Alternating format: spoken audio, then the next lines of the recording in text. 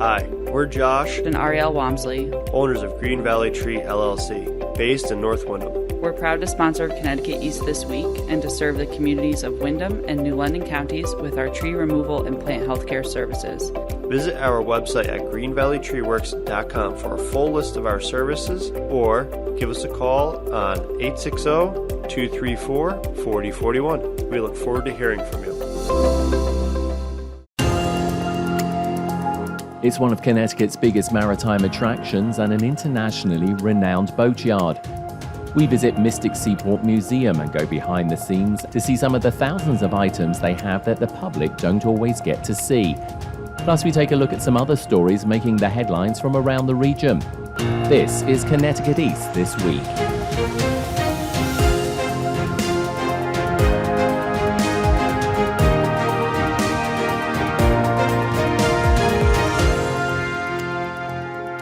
Hello, I'm Brian Scott Smith. Museums are great places to visit any time of the year, and here in Eastern Connecticut, we have some of the very best in the state and even the nation. I had the privilege to visit Mystic Seaport Museum's Collections Research Center and get a behind-the-scenes look at some of the many artifacts that don't always get seen. My guides were Paulo Pecco, Vice President of Collections and Research, and Crystal Rose, Senior Curator. So we are in a fabulous room, which you know everything about. So just talk to us about where we are within the Collections Research Centre and what is it that we're looking at? Well, I know a tiny bit about a lot of the objects.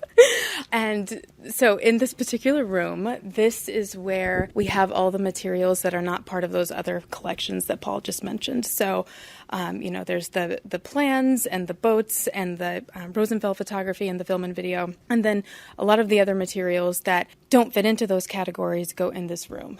And within everything in this room, things are separated out by the type of material that they are. So I'll kind of go through the big categories of what we have in here. There are ship's carvings and figureheads. We have about 70 figureheads carvings. There are models and half models, so about 2,100 of those all together. And like I said, those are full models and half models and models and bottles and miniature models and all kinds of interesting things. There are about another 200,000 plus photographs in the general photograph collection. There are textiles, nautical instruments, navigation instruments, paintings, lithographs. We have a large lithograph collection, so oil paintings and watercolors, acrylics, all different kinds. And then the section that you see here that most people are interested in is kind of general collection.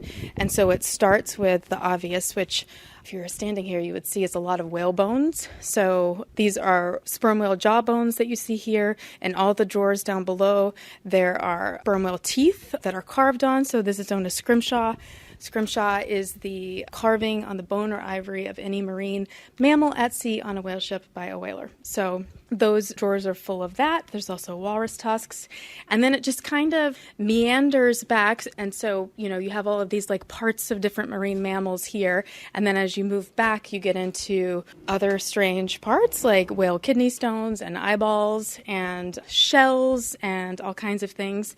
And then you've got tools and instruments, and it goes all the way back to lighting and silver, so all kinds of really cool stuff. But that's just kind of a skimming the surface of what's in here really fast. We're gonna talk a little bit more about, obviously, some more of that. So thank you for that very, very expert and condensed version of what's in here. One of the things I did want to ask you is I understand that the museum is going to embark on a digitizing, so like a huge digitizing project. How big a challenge is that going to be? Because you sort of just touched upon some of the photographs here, and as you said, that's not even the half of it. This is a big project, and sort of why do you guys want to do that? Why do you want to digitize it? Well, first off, we've been digitizing for a very long time, since Paulo Pecco has been here for a very long time, and Paul and another librarian started digitizing things. A couple of other librarians I can think of started digitizing things in the 90s. And so I would say that Mystic Seaport Museum in my humble opinion, is pretty cutting edge as far as digitizing materials. And so there are hundreds of thousands of things online in different formats, both on research.mysticseaport.org and on the educator's website. So little bit of different ways to access the materials. One of the websites is actually much better for scholars and people who really know what they're looking for and can drill down on the research website. One is more geared towards educators and students. But so we are hoping to digitize more things. We're hiring catalogers who are going to be doing scanning and all kinds of things. So, the idea is to make as much of this as accessible to the public as possible, and to also to be able to license our materials so that they could be used by different groups, magazines, journalists, movies, maybe all kinds of different things. A lot of decorators actually use quite a bit of our Rosenfeld collection. The pieces show up in hotels and occasionally in movies. You'll see them as background and so on. So, trying to monetize what we can from it just to help pay our way in the museum here. Is it also another effort, obviously, to get people to be able to see this? Because you've only got so much space. We'll be talking a little bit later about the fact that there is going to be a big capital campaign going on to actually convert the Rossi Mill into, hopefully, a large exhibition space. But, you've got so much here. You would literally need warehouses and warehouses to show this off, wouldn't you? Yeah, correct. Because, most museums are like us where they show maybe 5%, 10%, of what they have stored in the back like we have here.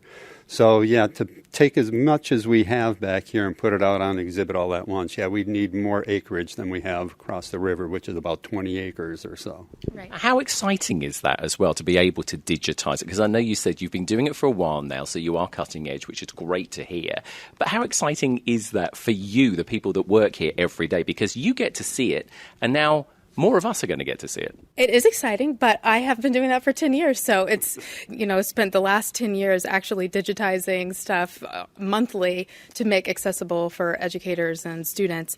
So, it's just as exciting now as it was then, but a lot of it has been happening and will continue to happen. And so, the other thing I just wanted to say, too, about showing things, not necessarily digitally, but a lot of the stuff that's in this room that we're talking about does go on exhibit. We change exhibits, yearly. And so we think a lot about the things that are on exhibit, switching them out, putting in new material, and also about the care of the objects. It's not good for certain types of objects to be on display for so long. So we're really thoughtful about the way that we switch out things and try to think of new things that people want to see. So just want to give listeners a sense of the room we're in. It's a huge room with quite nice lighting in here, but it's very temperature controlled. I've got a coat on because I came in from the outside, but I'm actually quite glad I've got it on because it's very temperature controlled, which I'm guessing, again, is all part of helping to preserve, make sure that things, don't get mold on them and all sorts of nasty things like that, which, could quickly destroy things. Right. So you're correct. It's actually not too cold. It's about 68 degrees and about 40 to 50% relative humidity. The humidity is actually really important. We don't want any humidity to build up in this room because of what you just said, mold, and also expansion and contraction of different materials like wood or bone could probably be influenced by that as well. So we try to keep the temperature and the humidity steady, and steadiness is really the most important part of that. And the other thing we do is we have UV filters on the lights so that we, textiles and manuscripts and, any sort of paper documents can be easily damaged by light. So we try to keep UV filters on. We try to keep the lights off. We try to minimize handling. We handle certain materials with gloves, certain materials with clean hands. I'm probably forgetting other efforts. But the idea is to try to make this last for hundreds of years, long beyond our lifetime, so that it'll be available for people to see at any time. So, Crystal, we're looking at a drawer of beautifully carved, is this walrus tusks? Yes, these are walrus tusks. And these two pieces here in the center, I actually have been doing a student program, and I do it with adults too. You can really do it with anyone. It's quite fun. And I call it the Arctic Mystery Program. So these two tusks have some really distinctive designs on them. And you can see on the one here on the left, first of all, they look to be matching tusks. We could assume that. There on the left, there's all kinds of Arctic animals. And you see kind of a crackly pattern, which I'm guessing the artist probably wanted to show ice. And I'm going to carefully turn it over. So there are dramatic scenes on the back of both of the pieces. This one has a caribou that is being attacked by dogs, and it's got a polar bear and a seal. And then on the other one, you see on the front, you see a whaling ship, and on the back, it also says "Good luck, Jeanette." That's pretty important. On the back, you see a polar bear fight, these men and dogs fighting with a polar bear, and there's a dead polar bear on the ground. And one of the things I thought was really interesting about it when I first saw it is that it was broken before it came to us. And so it says Jeanette, August 20-something, and there's no date. And so I thought, oh, that's interesting. Let's start looking up. Let's see what Jeanette this is and what story this is. And believe it or not, there are multiple vessels that went into the Arctic named Jeanette. So it's kind of, so we have to do a little bit of work to narrow it down. So I do a program with students where we investigate the two pieces. We look at all of the scenes. We look at the type of ship that it is because it's actually carved on the front of one of the pieces. And together we try to solve the mystery. And I bring in other primary and secondary sources. And I'm not going to tell you, I'm not going to give away the ending, but probably, about 8 years ago now, I didn't discover this, but one night late searching on the internet, I discovered that the San Francisco Maritime Museum also has two very similar tusks, also about a ship named Jeanette. So I actually got to go there and see those tusks, which is kind of cool. But yeah, it's a fun, we can do all kinds of things like that with students and with the public. All of these objects are primary sources. You can learn so much from every single object in this room. Everything has a story. So that's one of the really amazing things about collections. We live in an age where very little seems to make us go wow these days, but just looking here, it is a wow moment. What do the kids take away from this and how do they react? Because this is stuff that they've never seen and so many kids are unlikely to see it as well. So to be able to come here and be privileged to meet people like yourself and Paul who have so much knowledge and then to see these beautiful historic items, what's their sort of reaction when they see it? It's a mixture. I'll be really honest. Some students have a glazed over look, but I would say 95% of the time, there's a lot of wow. There's a lot of excitement. There's a lot of, wow, I didn't know history could be this fun. I once had a high school student, tell me that he thought that primary sources were just copies of old documents written by old dead white guys, and that this proved that it could be a lot more than that. So I thought that was a pretty exciting thing to hear high school students say about recognizing kind of the diversity of primary source material and that it's not just copies of documents written by old guys. So I would say it's definitely a mixture, but for the most part, the students get into it. There's a lot of ooh and ah. There's a lot of detective work that goes on, and they feel like detectives in the program. So it's kind of fun. Paul, you're going to talk to us. You've got an object in your hand. This is one of your favourite items. Explain to us what you have and why is it a favourite item? Because you've got thousands of them to like. So our Scrimshaw collection, a lot of it is pretty typical types of things that you would see. Guys would go out and they'd, do a picture of the boat that they're on or a picture of a lady, all kinds of things, places they visited and so on.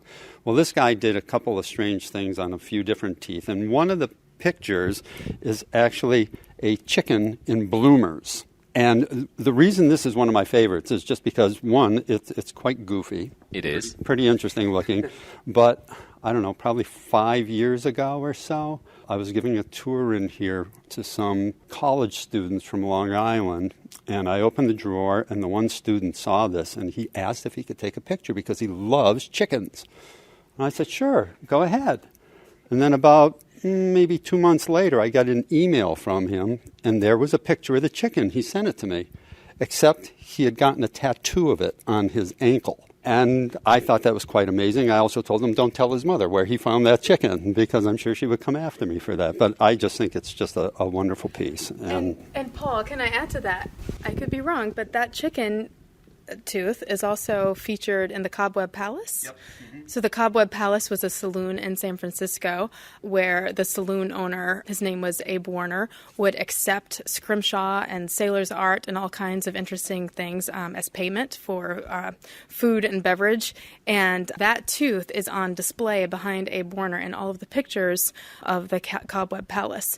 And we actually have, I think, 4 items that were on display in the Cobweb Palace. So this is like not long after the gold rush, and Abe Warner is exactly what you would imagine, this long white beard. And the Cobweb Palace was called that because he did not believe in killing spiders, and so there were just enormous almost curtains of spider webs hanging from the ceiling. So if you Google Cobweb Palace, you will see those photographs.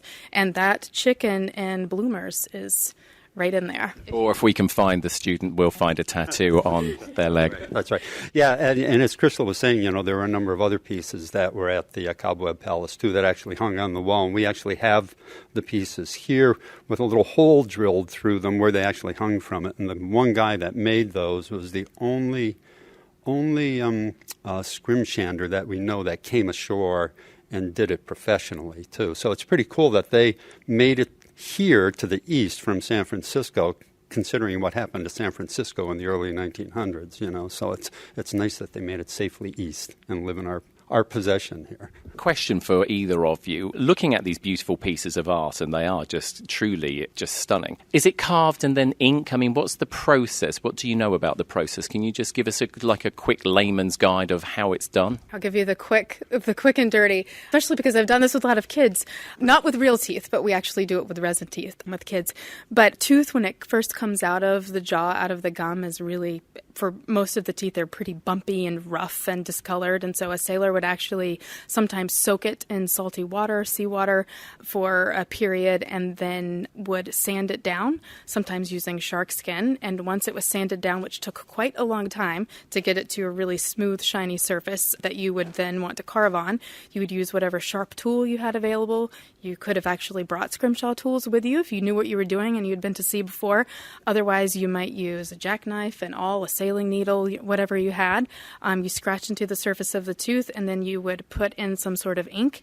And again, this is art with found materials for the most part. So you might have had access to some sort of real ink, like India ink, but you might have also used lampblack or soot or tobacco juice or tea. What else am I thinking that they used, Paul? I mean, there would be berry juice, that kind of thing. all Anything that would stain, Right. pretty much. People always ask squid, and I don't know about squid, and I've done some squid ink experiments, and I do not. My personal thought is probably no. Black teeth from squid ink when I had squid ink pasta in Venice. So, I tried to tie-dye a shirt with squid ink, so it doesn't work.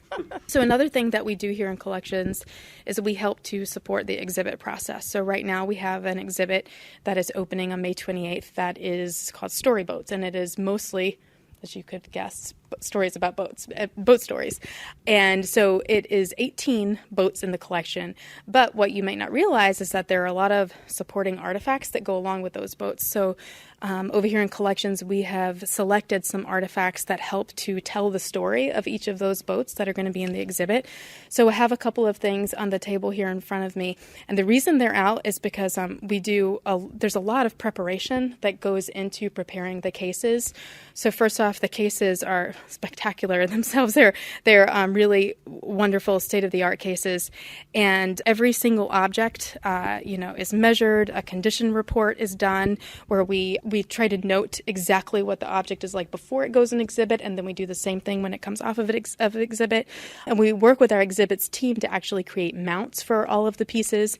So what you see in front of you right here are two cases that we've been working on. One tells the story of Steve Callahan, who his boat sank as he was crossing the Atlantic, and he drifted for 76 days across the Atlantic. So we have here things that belong to him, which he donated to us.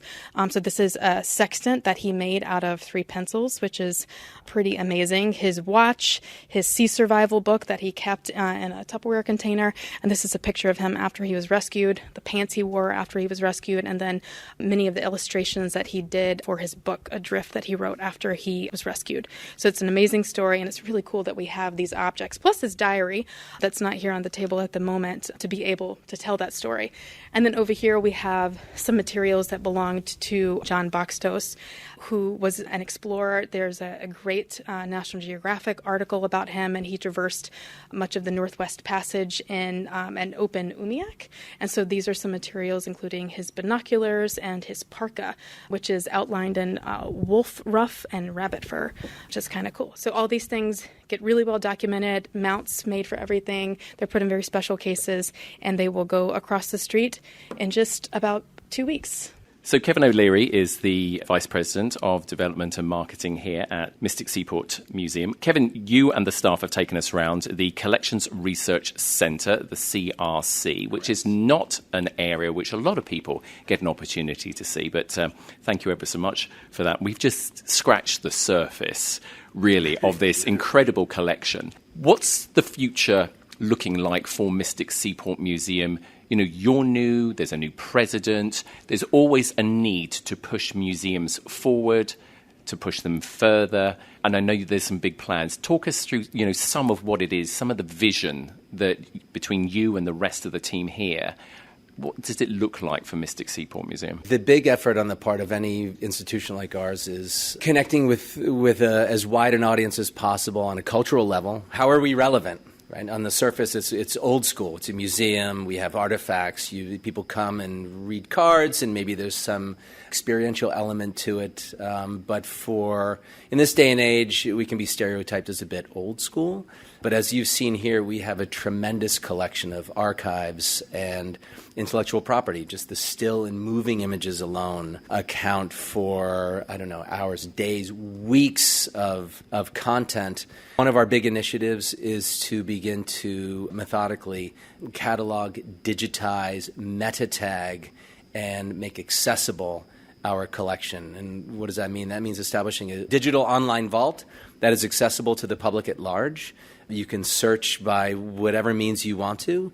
Hopefully, the goal is, in pretty quick order, to come up with results that are relevant to what you're looking for. You're looking for yachts between 1940 to 1970 sailing off of the coast of Mystic, off of Newport, Rhode Island, off the coast of Spain, or what have you, and zip, ideally, relevant content comes up. Not just artifacts here, but still in moving images. Like I said, we've just scratched the surface with you here today and some of the other staff here. When people think about Mystic Seaport Museum, really they're seeing like maybe a tenth of what actually you do. I mean, we've seen like restoration work, we've seen engines, all manner of things, sure, which, you know, ultimately, I know that the museum wants to be able to like show more of it, and you've said obviously about digitizing it. Is that something that the museum wants to really get across to people? Is it's not a one and done thing? You need to keep coming back. Sure, I think I think a big part of that is just being better about telling the story of what happens here on a daily basis. We're making a big effort just on our social media channels to show people what is happening, collections, what's happening in kids' camps, what's happening at the shipyard. I'm a big believer in that sort of sequential storytelling. I think like any sprawling institution like ours, it's hard to sort of pigeonhole us that we are a thing. I mean, we are rooted in maritime history. That is who we are at our core. But different people connect with us on different levels. That we have ships enthusiasts, we have people who take sailing lessons here, we have people who come to our world-class exhibitions, we have researchers. I sort of use the IKEA analogy. You know, we're not IKEA. It's still, you don't come in one door and follow a strict path. We want people to discover us on their terms, find out hopefully something that resonates to them, and grow their relationship with the museum from there. And as bizarre as it sounds, you don't have to like boats to come to Mystic Seaport Museum either. No, you don't. But we hope that after you visit, you'll like them a little bit more. Kevin, it's been great talking to you, and thank you to you and the team for taking us around, as I say, just a very small part of this amazing collection here at the Mystic Seaport Museum. It's our pleasure. Come back anytime. And the Storyboats exhibition mentioned in the interview starts May 28th, where you can discover amazing stories behind some of the museum's 450 small watercraft. Details and tickets can be found at the museum's website, mysticseaport.org.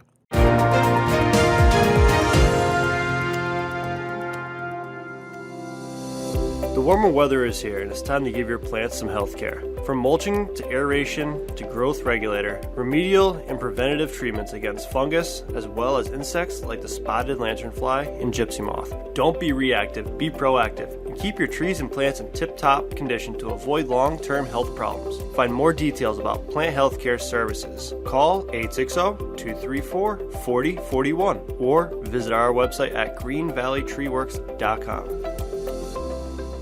Time now for a look at some of the other stories making the headlines in the region recently, sponsored by... Every number tells a story, a true story. Connecticut by the Numbers explores breakthroughs, and challenges, issues and answers. Behind the headlines, across the state, follow the numbers. Connecticut news that counts. ctnumbers.news. As the town of Plainfield continues to deal with a recent cyber attack that affected the town and police computer systems, new evidence is emerging the situation could have been avoided. Trave Harmon is a resident of Plainfield and the CEO of Triton Technologies, an IT security company. Harmon says he inspected the town's computer systems a few years back and provided a report to the town and wrote to the first selectman a year ago when President Biden warned about increased cyber attacks on the U.S. and says despite all of this, nothing was done. I've been there at the finance hearings, begging for servers, begging for workstations, begging for more security. It didn't happen. And so it is a systematic collapse of lack of funding, lack of proper security, and just not overall any kind of security policy or methodology. Harmon says no one has ever contacted town residents about the cyber attack or whether their personal data may have been breached. Can I say for certain? Absolutely not. Have I been told by people who have had it?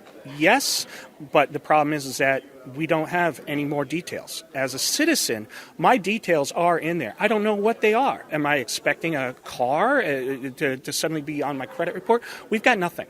And so that becomes a problem. Connecticut East reached out repeatedly to Plainfield's first selectman's office and provided copies of Harmon's correspondence to the town, but has also received no reply.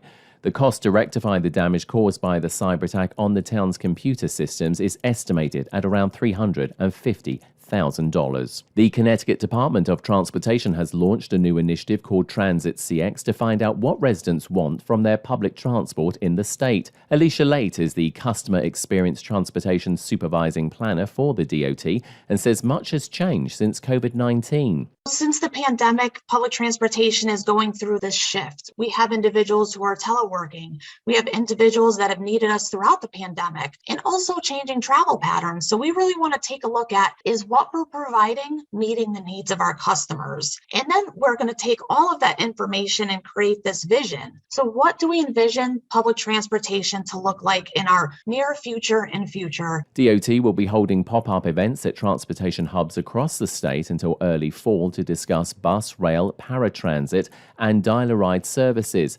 Connecticut residents can also provide their feedback to the DOT via their website, transitcx.com. The DOT also unveiled new electric trains that will run on the Shoreline East Line from New Haven to New London recently. That will improve passenger comfort and provide a faster and cleaner travel service, replacing old diesel trains. 225 Waterford High School students got a reality check at a Credit for Life fair recently. The event, sponsored by Liberty Bank, projected the students into the future after they had graduated at age 25 to give them a taste of what their life might be like buying a car, getting a job, and balancing a budget. Pam Days-Lukatish is the Community Outreach Officer for Liberty Bank and says this year they're using new technology to make the experience even more real. We're really excited this year because we have a new app that we're using, and the kids can bring this information home with them, and they can show all of their choices that they made, from their career to their housing choices to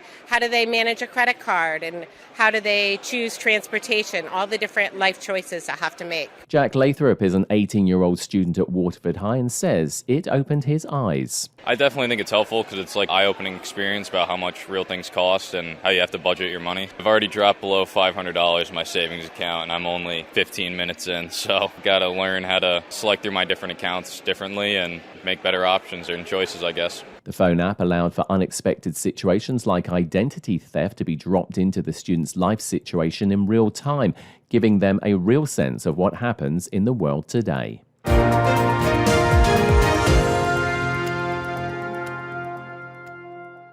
That's all from us for this edition. Do send us your questions and story ideas to the show via our website at connecticut-east.com or Facebook or Twitter at Connecticut East and on Instagram at Connecticut East This Week. And you can listen to the show again on our social platforms, on demand, and by asking your smart speaker to play Connecticut East This Week podcast. And please like, follow, and share on your social media too. I'm Brian Scott Smith. Thank you for listening.